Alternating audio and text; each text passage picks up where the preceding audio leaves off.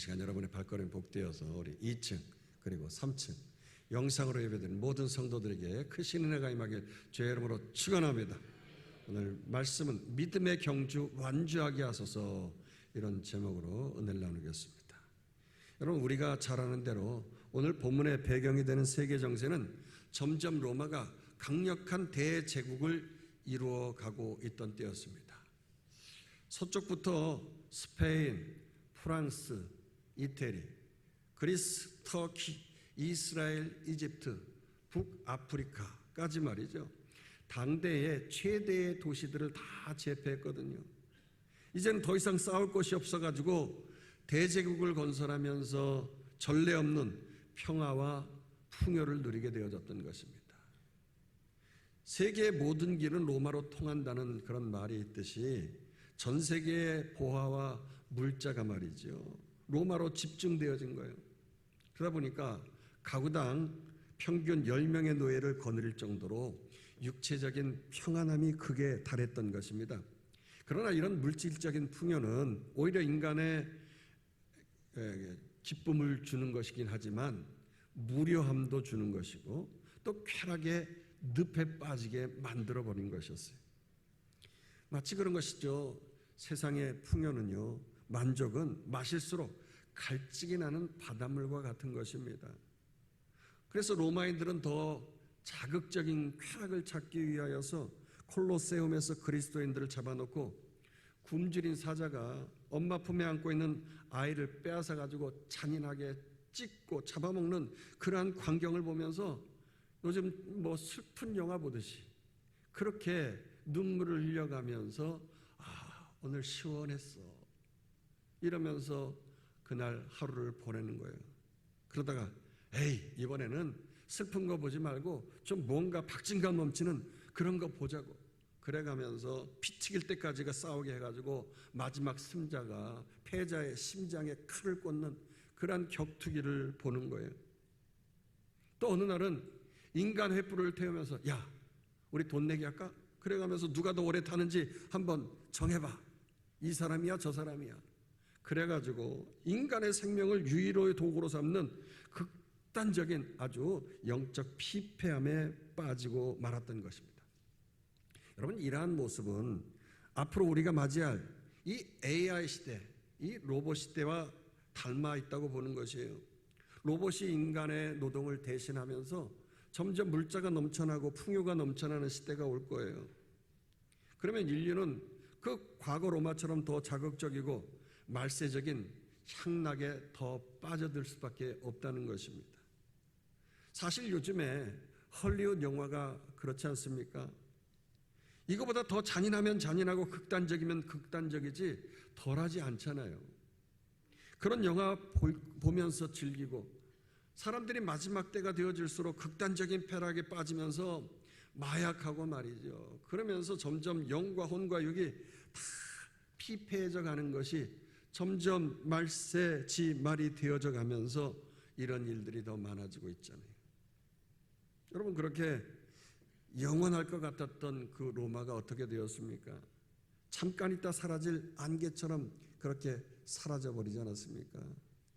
결국 그 찬란한 문명국이 말이죠, 그 산적, 그 게르만 민족에 의하여서 멸망을 당하지 않았습니까? 무엇보다도 그들이 조롱했던 기독교인들에 의하여서 그 복음이 들어가고 로마가 영적으로 점령을 당하지 않았습니까? 그러나 당시 핍박 한가운데 있었던 성도들은 이 강한 로마의 권세 앞에서 어쩔 줄 모르고 위축되어진 거예요. 그래서 카타콤으로 숨어 들어가서 그 물고기 그림을 그리게 되어졌는데, 이게 익투스라고 해서 한동안 우리 한국 교회에도 많이 그런 부흥의 물결이 일어났었죠. 물고기 해가지고서 거기다 익투스 해서 써가지고 차에다도 붙여놓고 뭐 장식도 해놓고 했는데, 왜 그렇습니까? 서로 암호로 표시하는 거죠. 내가 예수 믿는 사람이라고 하면서 그 예수님의 물고기 2마리, 보리떡 5개 뭐 이런 걸 좀 상징하는 것이기도 하죠. 기적적인 어떤 역사를 사모하면서 그렇게 근근히 신앙을 이어가면서 그들은 배교의 유혹에 흔들리고 있었던 것입니다. 따라서 본문의 사도 바울은 자신감을 잃고 신앙을 저버리는 신앙인들을 향하여서 성도들에게 너희는 영적 잠에서 깨어나라 하면서 외치고 있는 거예요. 오늘 본문에서는 아주 준엄하고 무서운 경고의 메시지를 이렇게 선포하고 있습니다. 26절 27절 우리가 진리를 아는 지식을 받은 후 짐짓 죄를 범한 즉 다시 속죄하는 제사가 없고 오직 무서운 마음으로 심판을 기다리는 것과 대적하는 자를 태울 맹렬한 불만 있으리라. 여기 보니까 우리가 진리라는 지식을 받은 후라는 말은 예수 그리스도의 엄청난 복음의 소식을 받은 후라는 말이시죠. 그러면서 어떻게 짐짓 즉 고의로 의도적으로 배제하면서 죄를 저지를 수 있느냐라고 했어요. 여기서 진리를 아는 지식이란 무엇입니까? 복음을 말하는 것인데 그 복음은 무엇인가요? 첫 번째는 보혈을 말하는 것입니다. 우리가 히브리서를 쭉 이론으로 교리해서 설명했듯이 복음은 바로 그 예수 그리스도의 보혈, 거룩한 보배로운 피, 보혈을 말하고 있는 거죠. 그 십자가의 보혈은 어떠한 죄인이라도 예수 그리스도를 믿고 회개하기만 하면 죄가 다 씻어지는 그 죄값을 탕감받게 되어진다고 하는 지식을 그들이 알고 있었던 것이죠. 두 번째로 그들의 지식은 의인이라고 하는 것이었어요. 그 복음으로 말미암아서 우리가 의인이 되었다, 거룩한 사람이 되었다 하는 거죠. 우리의 대제사장인 예수 그리스도로 말미암아서 단절되었던 그 하나님과 우리 사이의 관계가 말이죠, 원래 죄로 인하여서 이 어둠의 세상이 지배하고 하나님과의 관계가 끊어진 거죠. 마치 구름이 쫙 가려져 있으면 햇빛을 느끼지 못하는 것처럼 우리가 하나님의 존재를 느끼지 못하면서 살아가는 거예요. 그러나 예수 그리스도로 말미암아서 단절되어졌던 그 은혜를 우리에게 십자가의 다리로 놓아주신 줄로 믿습니다. 따라서 우리는 하나님과 이제 관계의 축복 속에서 거저 은혜 받았는데 의롭다 칭함을 받게 되어진 것이죠. 그래서 영원한 지옥 형벌에서 영원한 저 천국 백성으로 죽음에서 생명으로 그렇게 순간 바뀌어진 것입니다. 할렐루야. 바로 이런 진리를 아는 지식, 이 엄청난 복음을 받았는데 하나님과의 그 좋은 관계, 의로운 관계를 내팽개쳐 버리고 짓밟아 버렸다는 거예요. 이런 자들은 결국 받을 형벌이 얼마나 무거운지 말이지요. 벌벌 떨면서 무서운 마음으로 그 형벌을 기다리게 되어지는데 마치 번호표 빼가지고서 그렇게 기다리는 것처럼 지옥 불심판을 기다릴 수밖에 없다는 거예요. 근데 지금 바울이 왜 이렇게 심한 말을 하고 있습니까? 그건 복음의 내용을 뻔히 알면서도 믿음 생활을 포기하고 혹은 다시 유대교로 돌아가가지고 우리를 위해서 그 흘려주신 귀한 보배로우신 예수 그리스도의 피, 그 구원을 짓밟는 행위를 하고 있기 때문이라는 것이죠. 28절 29절 모세 법을 폐한 자도 두세 증인으로 말미암아 불쌍히 여김을 받지 못하고 죽었거든 하물며 하나님의 아들을 짓밟고 자기를 거룩하게 한 언약의 피를 부정한 것으로 여기고 은혜의 성령을 욕되게 하는 자가 당연히 받을 형벌은 얼마나 더 무겁겠느냐 너희는 생각하라.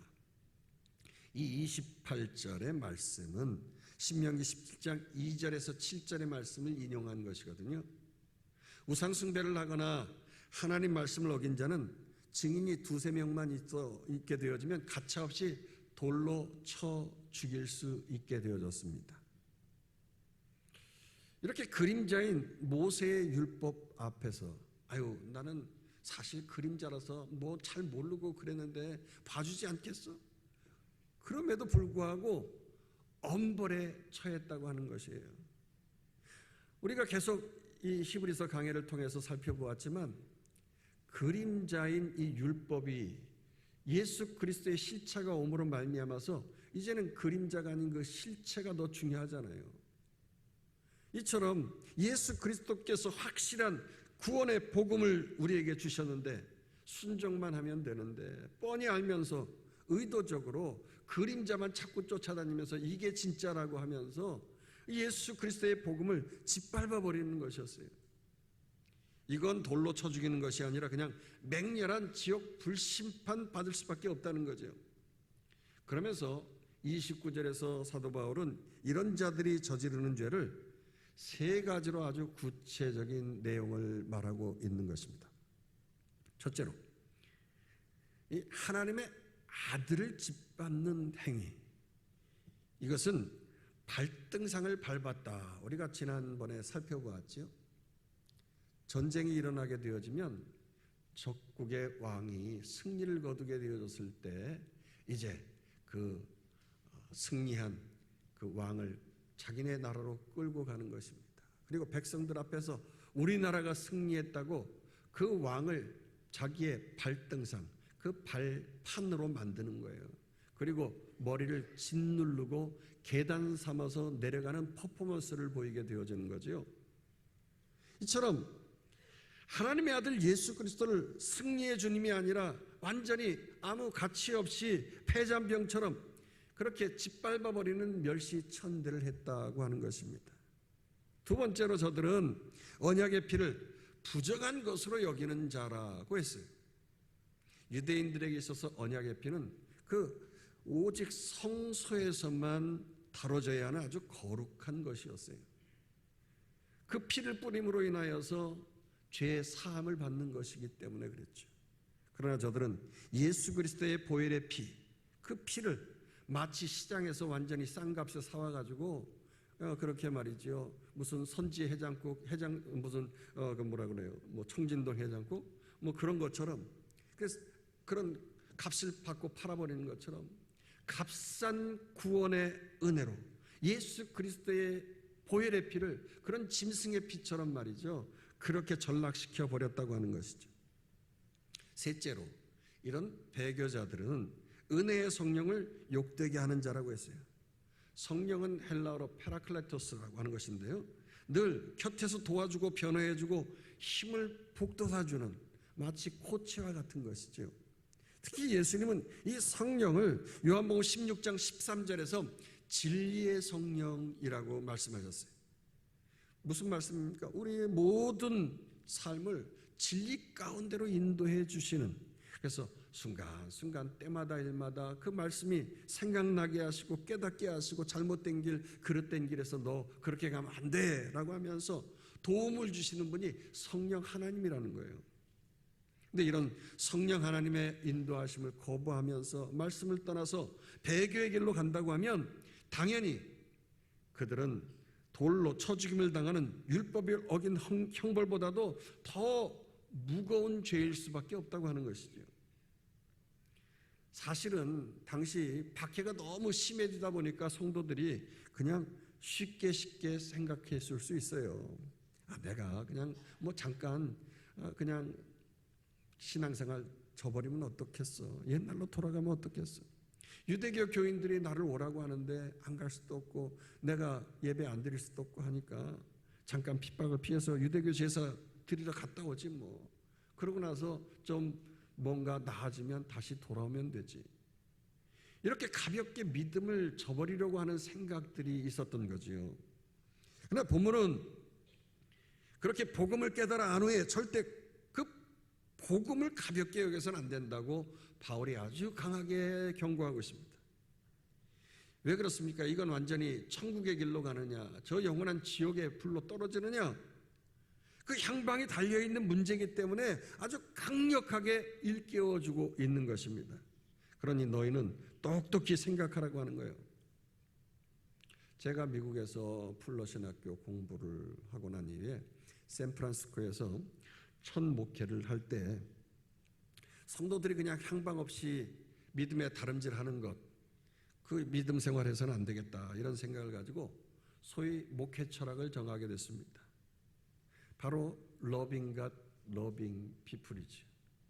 우리 성도들이 믿음으로 구원받고 한 사람 한 사람 모두가 다 예수 그리스도의 그 구원의 목표를 향하여서 좌로나 우로나 치우치지 않고 힘있게 달려간다고 할 때 그때 그냥 나 혼자만 구원받고 달려가는 것이 아니라 하나님의 사랑만 하는 것이 아니라 이웃사랑까지 하면서 주님 앞에 서서 칭찬받고 면류관 받는 성도가 되어야겠다 하는 생각을 가지고 이런 러빙 피플의 목회 철학을 갖게 되어진 것이죠. 자, 그런데 이 면류관 상급에는 필수 조건이 있죠. 그게 뭐냐? 바로 필드, 경기장인 것입니다. 달리기를 경주하는데 갑자기 사람들이 막 와 하면서 일어나서 박수를 치잖아요. 막 환호를 하고 막 열심히 달려가는 사람은 앞에 막 달리고 있는데 관중들은 어떻게 합니까? 막 박수만 치면서 환호만 하고 있는 거예요. 잘 뛰어가라고 말이죠. 돈 내고 경기나 구경하는데 이러한 사람들은 상을 받을 자격이 없는 사람들이죠. 진짜 상 받는 사람들은 오히려 필드에서 경기장에서 힘있게 다름질하는 선수인 것입니다. 이 선수는 약속된 상이 있기 때문에 힘있게 달려가는 거죠. 그 상이 뭡니까? 바로 면류관인 것입니다. 마찬가지로 성도들 가운데 힘겨운 필드로 나가지 않고 그냥 나는 안 나가 그런 성도들이 있어요.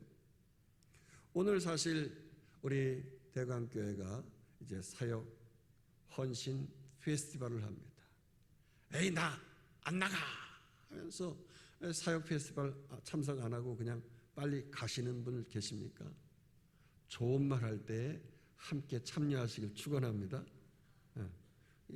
이런 분들은요, 좋은 말로 표현한다고 하면 거꾸로 말하면 안 나가가 가나안 성도인 거예요.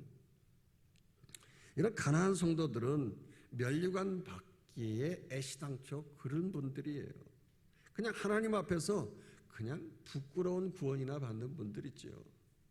오늘 본문에서는 이런 자들은 진리를 아는 지식을 받은 후에, 그러니까 복음이고 뭐고 보혈이고 뭐고 대제사장인 예수 그리스도께서 하나님과의 또 이웃과의 좋은 관계의 축복을 받고 살아갈 수 있게 그렇게 다리를 놔줬는데 뻔히 알고서도 짐짓이라는 말은 고의로 나 필드로 안 나가 이런 사람들이라는 거예요. 그래서 가나안 성도가 돼가지고 신앙생활 그냥 편하게 하면서 그냥 무슨 수양 쌓듯이 그렇게 해서는 안 된다는 것이죠.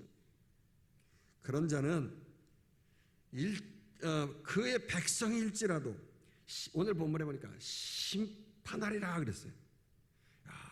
이게 얼마나 심한 말입니까?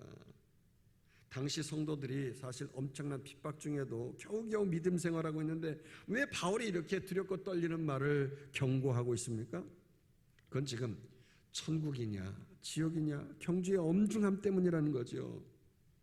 마치 어린아이가 불을 볼 때 처음 불을 보면 말이죠, 그게 뜨거운지 어떤지 아무것도 감각이 없기 때문에 말이죠, 멋있고 예쁘니까 막 그 불로 막 달려가서 그걸 만져보려고 하는 거예요. 그러면 부모 입장에서는 어떻게 합니까? 야, 안 돼! 하면서 말이죠, 그 아이를 막 착 낚아채잖아요. 야, 너 이거 만지면 튀어! 하고서 살짝 뜨겁다고 하는 걸 맛만 보여주지 거기다가 불구덩이에 아이가 빠지도록 집어넣고 그럽니까? 아니잖아요. 당시 성도들 핍박이 너무 심하니까 나는 잠깐 예수님 부인하고 잠시 편안해지면 돌아올게 그러면서 안일하게 생각했는데 바울은 그런 생각 자체가 하나님의 심판의 손에 빠져드는 자살행위라는 거예요. 절대 그런 생각해서는 안 된다는 거죠. 30절 31절 원수 갚는 것이 내게 있으니 내가 갚으리라 하시고 또다시 주께서 그의 백성을 심판하리라 말씀하신 것을 우리가 아노니 살아계신 하나님의 손에 빠져 들어가는 것이 무서울진저. 여기서 바울이 원수를 정의하기를 나를 괴롭히는 사람이라고 말하고 있어요. 근데 나를 괴롭히는 사람이 누굽니까? 사탄 마귀죠. 이 땅의 믿음의 성도들이 아니라 하나님 나라로 나아가도록 대적하고 쓰러뜨리는 그러한 일들을 하는 사람들이, 하나님의 복음을 대적하고 보혈의 피를 모독하고 성령을 무시하는 사람들, 그런 자들은 하나님의 백성일지라도 심판한다는 신명기의 말씀을 인용하고 있는 거예요. 신앙생활은 여러분 단순히 취미생활하는 것이 아닙니다. 아니 잠깐 쉬었다가 다시 시작하면 되지, 절대 그런 게 안 되는 거예요. 영원한 생명과 영원한 형벌 사이에 달려가는 우리들이기 때문에 어느 순간 같은 길인 것 같은데 한순간에 길이 바뀌는 것입니다. 영원한 영생의 경주를 하는 것이기 때문에 표대를 정신 차리고 달려가지 아니하면 영원한 지옥불에 떨어질 수 있기 때문에 올바른 경주를 경주하라고 하고 있는 거예요. 이런 믿음의 경주를 완주했을 때 축복의 시상때가 준비되어지면서 우리에게 축복 주시고 기쁨 주시는 것이기 때문에 그 믿음으로 상을 바라보고 달려가라는 거예요. 32절 34절 전날에 너희가 빛을 받은 후에 고난의 큰 싸움을 견디어낸 것을 생각하라. 혹은 비방과 환난으로서 사람에게 구경거리가 되고 혹은 이런 형편에 있는 자들과 사귀는 자가 되었으니 너희가 갇힌 자를 동정하고 너희 소유를 빼앗기는 것도 기쁘게 당한 것은 더 낫고 영구한 소유가 있는 줄 알미라. 자, 이제 바울은 그렇게 강한 어조로 말하고 있다가 이제 좀 톤을 낮추어서 부드럽게 권면을 하고 있습니다. 저들이 그렇게 배교하는 상황을 내가 안다는 거예요. 이해한다는 거예요. 그러나 그럼에도 불구하고 악은 모양이라도 버리라고 했잖아요. 잠깐 쉬었다 다시 하면 되지 절대 그런 생각은 하지 말라는 겁니다. 오히려 처음 너희들이 빛 대신 예수 그리스도를 믿었을 때 그때를 생각해 보라는 거예요. 초심을 한번 생각해 보라. 첫사랑을 한번 생각해 보라는 겁니다. 예수 믿는다는 이유로 비방과 환난과 놀림거리와 구금거리 당하면서도 믿음으로 견뎌냈던 그때를 한번 좀 생각해 보라는 거예요. 네가 힘들 때 함께 눈물을 흘리면서 믿음의 동력자들이 믿음을 지켜줬지 않느냐고. 서로가 초대교회 성도들은 떡을 떼면서 함께 하지 않았어요? 콩 한 쪽이라도 나눠 먹으려고 말이죠. 그리고 삶에 어려운 문제가 있을 때 저들이 또한 붙잡혀갈 때 나몰라라 하지 아니하고 어떻게든 도움의 손길을 베풀면서 동정하고 위로하고 격려하고 기쁘게 서로 사귀면서 관계의 축복, 하나님 사랑할 뿐 아니라 이웃 사랑까지 하면서 나아갔던 그때를 기억해 보라는 거예요. 사실 당시에 로마법에는 재산을 몰수하는 법이 있었거든요. 예수 믿는다는 이유로 모든 소유를 다 빼앗기는 일이 있어도 오히려 그들이 기쁘게 여길 수 있었던 것이 뭡니까? 더 좋고 영원한 기업, 저 하늘나라, 저 천국의 상급이 이 땅의 것보다 더 귀하기 때문에 그들은 그렇게 힘있게 나아가지 않았느냐. 너희들 그때를 생각하라고 바울이 반문하고 있는 것이죠. 그렇습니다. 올림픽에서 달리기 경주하는 사람이 여러분 예선에서 탈락하면 어떻게 될까요? 이제 모든 거 다 내려놓잖아요. 그 떼학볕에서 땀 흘리면서 말이죠. 심장이 멎을 것 같이 그렇게 뛰어가면서 맹훈련 하던 거 굳이 할 필요가 없는 거예요.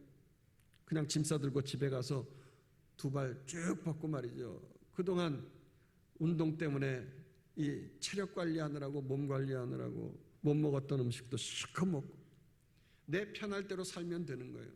아니 집에 가기 전에 올림픽 개최했던 나라에서 구경해야 되잖아요. 관광하고 쇼핑도 하고 막 즐기다가 가면 돌아오면 되잖아요. 그러나 경주자는 어떻습니까? 그런 쇼핑과 편안함과는 비교가 안 되는 큰 상급이 있기 때문에 함부로 행동할 수가 없는 거예요. 참고 인내하면서 그 멸류관 받기 위해서 담대하게 달리면서 나아가야 하는 것입니다. 오늘 보면 35절은 이렇게 말하고 있어요. 그러므로 너희 담대함을 버리지 말라. 이것이 큰 상을 얻게 하느니라. 그렇습니다. 믿음의 다름질을 달려가는 성도들은 담대해야 되는데 강하고 담대해야 하는 것입니다. 할렐루야. 이건 단순히 성격이 뭐 담대하다, 대범하다, 뭐 깡다기가 좋다 그런 말이 아니에요. 어떤 장애물을 만나도 나는 하나님의 자녀다, 예수의 피로 나는 구원을 받았다. 사탄 마귀가 자꾸 나를 너 예수 믿는 사람이 그 정도야. 네가 그렇게 예수 믿고 부끄럽게 그렇게 행동할 수 있어 하면서 자꾸 나의 마음속에 찾아와서 죄를 지적질하고 쓰러뜨리고 넘어뜨리려고 해도 나는 예수로 인하여서 승리한 사람이다. 예수의 이름으로 명하노니 사탄의 세례가 떠나갈 지어다 하면서 나의 생각에서 떨쳐버리시길 주의 이름으로 축원합니다. 예수 피공로로 말미암아서 믿는 믿음의 확신을 가지면서 나아가야 되는 거예요. 예수 그리스도께서 내 대신 멸시천대 십자가를 짊어지시고 저주를 다 짊어지셨기 때문에 나는 그분을 의지하면서 절대 믿고 쓰러지지 않고 넘어지지 않는다는 이 확신, 이 담대함을 가질 때만이 믿음의 주에 온전케 하신 예수를 바라보면서 믿음의 경주를 힘있게 달려가게 될 줄로 믿습니다. 그런데 이렇게 힘차게 치고 나가는 담대함만 가지고는 경주에서 완주하고 승리할 수가 없는 거예요. 큰 상을 얻기 위해서 또 필요한 것이 있는데 반드시 인내가 함께 따라와야 하는 것입니다. 36절 너희에게 인내가 필요하면 너희가 하나님의 뜻을 행한 후에 약속하신 것을 받기 위함이라. 여기 약속이라는 단어는 성경에서 항상 축복을 내포하고 있는 말씀이지요. 무슨 약속입니까? 인내로서 달려간 자가 받는 그 축복의 상급을 말하는 거예요. 그 상급이 뭔지 구체적으로 야고보서를 우리 한번 살펴보도록 하십니다. 야고보서 1장 12절 시험을 참는 자는 복이 있나 이는 시련을 견디어낸 자가 주께서 자기를 사랑하는 자들에게 약속하신 생명의 면류관을 얻을 것이기 때문이라. 바울은 많은 시험과 시련들을 참고 인내한 자가 얻게 될 약속의 상급은 바로 야고보가 말한 그 생명의 면류관이라고 한 거예요. 여러분 성경에 나오는 면류관은 5가지가 있는데 그 중에 이 생명의 면류관은 말 그대로 다른 사람들의 영혼을 살려서 얻게 되어지는 상급받는 면류관을 말하는 것입니다. 즉 믿음의 필드에 나와서 경기장에서 정말 한 영혼을 섬기면서 안 당해도 달 시험을 내가 당하면서 믿음의 다름질을 했던 것, 그럴 때 이 시련도 저 시련도 이 고난도 저 고난도 주물떡 해가지고 합력해서 선을 이루어 주시는 그 주님의 은혜가 우리에게 주어질 줄로 믿습니다. 그렇게 선하고 신실하신 하나님은 항상 좋은 것으로 우리에게 앵겨주실 줄로 믿으시길 축원합니다. 이 믿음 가지고서 에무나 하면서 믿음으로 인내하면서 다름질하는 거예요. 에무나라고 하는 것은 히브리어로 확고하게 지탱하다, 신실하다, 성실하다라는 뜻을 가진 단어이거든요. 하나님과 나와의 관계 속에서 신뢰함으로 신실함으로 이런 표현을 할 때 다뤄지는 말을 바로 에무나라고 하는 거예요. 오 신실하신 주 내 아버지요, 이 신실하신 하나님 아버지, 이 하나님을 우리가 믿어 의심치 말길 다시 한번 주의 이름으로 축원합니다. 이것은 또 헬라어로 번역한다고 하면 이제 믿음으로 표현되어지는 것인데요. 성경에 나오는 믿음의 선배들은 비가 오나 눈이 오나 어떠한 혼란과 풍파가 몰아칠지라도 창조주 하나님을 향한 일편단심으로 우직하게 에무나 하면서 흔들리지 아니하는 그 신뢰함의 믿음을 가지고 다름질을 했기 때문에 저들이 승리하면서 성경에 기록되어지고 오고 오는 세대 속에서 간증하며 우리에게 빛을 발하고 있는 줄로 믿습니다. 그럼 모세가 아멜렉 족속과 싸울 때 모세가 두 팔을 벌려 하나님 앞에서 기도하면은 이기게 되어지고 이스라엘 백성들이 승리하고 내리면 아멜렉이 이기는 거예요. 그러니까 곁에서 아론과 홀이 그 두 손을, 모세의 두 손을 우직하게 힘있게 진실한 마음으로 계속 들어 올려주니까 말이죠. 결국 이기게 되어졌잖아요. 그렇게 성실하고 진실하게 에무나 하는 게 믿음이라는 거죠. 그런데 바울은 성도들에게 이렇게 담대함과 인내로 달려가야 할 이유를 말하고 있어요.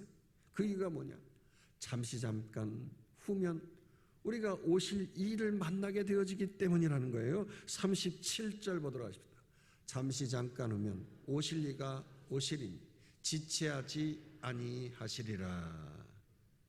참 그런 것 같아요. 우리 어르신들 참 인생 뒤돌아보면 잠시 잠깐 너무 빨리 달려갔다고 얘기를 하는데, 저도 인생 어느 순간 이렇게 60이 되어졌어요. 이렇게 빨리 지나가나? 젊을 때는, 어렸을 때는 왜 이렇게 안 가나 그랬는데 막상 나이가 들어보니까 벌써 60이 됐어요. 이런 식으로 계산해 본다고 하면 말이죠, 제가 목사 안수 받을 때 엊그제 같았는데 아주 파릇파릇했었는데 말이죠, 이렇게 나이가 들었다. 참 한순간에 잠시 잠깐이다. 그러면서 하나님 앞에 설 것을 생각하게 되더라고요. 따라서 바울은 이렇게 잠시 잠깐 후에 주님을 만날 것이기 때문에 어떤 인생의 풍랑이 분다고 해도, 고난이 닥쳐도 뒤로 물러나지 말라는 거예요. 신실하신 하나님을 확실히 딱 부여잡고 나아가면서 믿음의 경주를 완주하라고 다시 한번 강조하고 있습니다. 38절 있습니다. 나의 의인은 믿음으로 말미암아 살리라. 또한 뒤로 물러가면 내 마음이 그를 기뻐하지 아니하리라 하셨느니라. 참 여기서 아주 중요한 말씀이 나오고 있어요. 사도 바울은 뽀얀 사골 국물을 여러 번 우려먹듯이 말이죠, 로마서 1장 17절에서 우려먹고, 갈라디아서 3장 17절에서 우려먹고, 오늘 본문 히브리에서 이 또 사골 국물을 3번씩이나 우려먹는 말씀이 있는데, 그게 뭐냐? 의인은 믿음으로 말미암아 살리라. 할렐루야. 근데 사실 이 말씀은 원조가 따로 있는 거 아십니까? 원조 사골 국물, 이게 누굽니까? 바로 호박국이 아니라 하박국입니다. 바울은 하박국의 말씀이 너무 좋아가지고서 이걸 3번씩이나 우려먹은 거예요. 하박국은 유대 나라가 멸망하기 말기에 활동했던 선지자거든요. 그런데 그는 당시 다른 선지자에 비해서 좀 튀는 선지자였습니다. 원래 선지자하면 하나님의 말씀 백성들에게 선포하면서 너희들 하나님 앞에서 회개하지 않으면 하나님의 축복이 없다, 저주가 임할 거야, 이러면서 말이죠, 호이 돌아오라고 그렇게 외치는 것이 대부분의 선지자이거든요. 근데 하박국은 거꾸로 외쳤어요. 오히려 하나님께 대들듯이 외치고 있어요. 아니, 하나님 도대체 뭐 하시는 겁니까? 당신의 백성들이 이렇게 엉망진창인데 이래도 되겠어요? 백성들 관리 지금 어떻게 하시는 겁니까? 아니, 제가 언제 하나님 앞에서 그런 말씀 그렇게 전해야 되겠습니까? 내가 이꼴 저꼴 좀 안 보도록 하나님 좀 해주셔야 되는 거 아니겠습니까? 이런 분위기로 지금 하나님 앞에서 막 따지고 있는 거예요.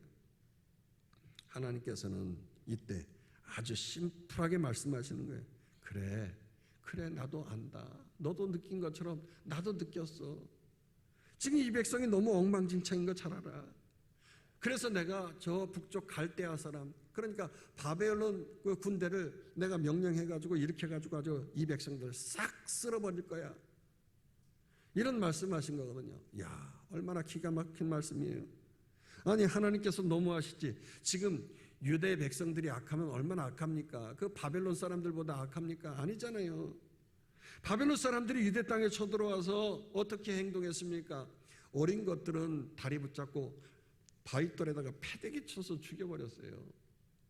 남자는 젊든지 나이가 들었든지 칼로 베서 죽이고 말이죠. 유부녀들은 여자들은 말이죠, 겁탈하고 죽여버리고, 또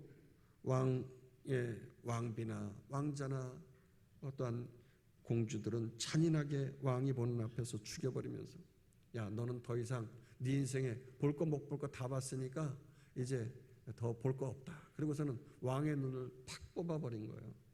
그리고서 굴비 엮듯이 그렇게 엮어가지고서 개 끌듯이 끌고 간 겁니다. 참 하박국 입장에서 볼 때 이게 너무너무나도 기가 막힌 거죠. 바로 본문에 이때 원조의 말씀이 선포되어진 것이거든요. 우리 하박국 2장 4절 보도록 하십니다. 보라, 그의 마음은 교만하며 그 속에서 정직하지 못하나 의인은 그의 믿음으로 말미암아 살리라. 지금 그 악한 바벨론 사람들이 쳐들어오고 사람들 마음은 교만하고 정직하지 못하고 그렇게 여전하게 삶을 살아가는, 정말 눈뜨고 못 볼 정도가 되어진 것이거든요. 그러나 믿음으로 살아가는 그 렘넌트는 반드시 그런 삶 속에서라도 승리한다는 거예요. 할렐루야. 왜요? 의인은 믿음으로 애원하면서 인내하기 때문에, 믿음으로 견디고 버티며 살아가기 때문에, 하나님을 신뢰하는 그 믿음 때문에 승리할 줄로 믿습니다. 지금 하나님이 너무 멀리 계신 것 같고 무관심한 것 같고 오랫동안 침묵하시는 것 같고 내 인생이 이렇게 안 풀려지나 하면서 정말 답답하고 어려울지라도, 그럴지라도 믿음으로 신실하신 그 하나님의 약속하신 그 축복을 여러분 가만히 있지 말고요, 믿음으로 땡기시기를 축원합니다. 그래서 말씀을 들을 때에도 가만히 있지 말고 아멘 하면서 입을 열어서 믿음으로 땡겨야 되는 거예요. 할렐루야. 그래서 그 말씀을 나의 마음판에 땡기면서 새겨야 되는 거거든요. 확실합니다. 하나님 그렇습니다. 아멘 하면서 그렇게 믿음을 붙들고 끌어안고 버티면서 여러분 승리하는 인생 되시길 주의 이름으로 축원합니다. 오직 의인은 버티기만 잘해도 살아나는 거예요. 승리하는 겁니다. 그렇습니다. 의인은 어떠한 고난과 핍박 중에라도 그저 하나님은 당신의 백성들에게 좋은 것만 주시고 잘되기만 바라시면서 선한 것 앵겨주시고 절대 친히 아무도 시험치 아니하시는 줄 믿으시길 축원합니다. 그러므로 이런 신실하신 하나님을 믿어 의심치 말고 믿음의 다름질을 힘있게 경주해야겠어요. 우리 야고보서 1장 13절 보도록 하십시다. 사람이 시험을 받을 때 내가 하나님께 시험을 받는다 하지 말지니 하나님은 악에게 시험을 받지도 아니하시고 친히 아무도 시험하지 아니하시니라. 그렇습니다. 우리가 믿음의 경주를 달려갈 때 자꾸 내 능력, 내 주변의 환경만 바라본다고요. 그러나 의인은 나의 힘이 아니라 신실하신 하나님의 약속을 믿어 의심치 아니하고 믿음의 힘으로 달려가는 줄 믿습니다. 따라서 본문의 바울은 믿음의 다름질을 하는 삶 속에서 가장 위험한 태도가 있는데 바로 뒤로 물러가는 것이라고 했어요. 멈춰 서는 것보다 더 위험한 거, 뒤로 물러가는 거예요. 우리 본문 39절 있습니다.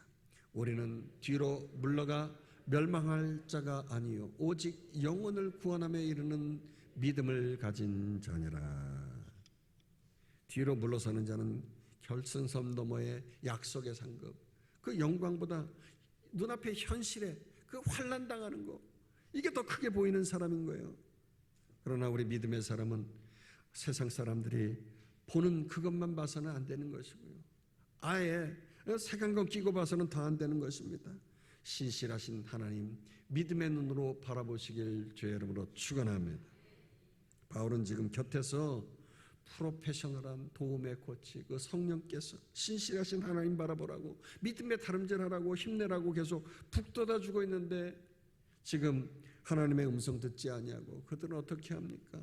나 몰라라 하는 거예요.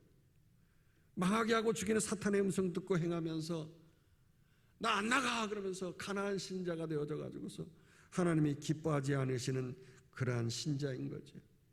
그리고 마침내 그렇게 행하다가는 영원한 지옥 불구덩이에 떨어져 버릴 수밖에 없기 때문에 바울은 하나님의 말씀을 들으면서 그 말씀 가지고 경고하고 있는 거 아닙니까? 그렇습니다. 우리 믿음의 성도들은 주님 앞에 서서 주님, 아이고 나는 겨우 그냥 힘들어가지고요, 그냥 나 혼자 그냥 주님 앞에 달려왔습니다. 이런 믿음의 고백하면 안 되는 겁니다. 주님, 내가 저 세상에서 온갖 고난을 당하고 눈물 가운데 삶을 살았습니다만 많은 사람들을 이끌기 위해서 애문하면서 믿음으로 다름질했습니다. 함께 다름질했어요. 마치 짝을 이뤄서 어깨 동무하고 다리를 묶고 같이 보조를 맞춰가면서 그 연약한 자의 보조를 맞추듯이 그렇게 맞춰가면서 힘있게 다름질하였습니다. 한 영혼도 아니고 여러 명을 내가 구원했습니다. 가장 먼저 나의 사랑하는 남편, 아내, 자식, 나의 일가 친척부터 구원했습니다. 이런 믿음의 아름다운 착하고 충성된 종이라고 주님께서 칭찬해 주시는 축복이 여러분에게 임하길 주의 이름으로 축원합니다. 그러면서 칭찬하실 뿐만 아니라 생명의 면류관, 그래서 생명의 면류관인 거예요. 5가지 면류관 중에서 바로 영혼을 구원한 생명의 면류관이 여러분에게 씌워질 줄로 믿습니다. 우리뿐 아니라 우리의 사랑하는 자녀들이 이 거룩한 에무나의 신앙을 상속받아서 세상 속에서 어떠한 어려움이 있더라도 다니엘처럼 사드락과 메삭처럼 물불에 어려운 시험을 당하고 환난을 당한다 할지라도 세상은 흔들리고 사람들은 변하고 풍조가 바뀔지라도 오직 주님 바라보면서 인내로서 믿음의 경주를 하다가 주님 앞에 서서 자랑하는 아름다운 믿음의 가문 되기를 주의 이름으로 축원합니다. 축원합니다. 축원합니다.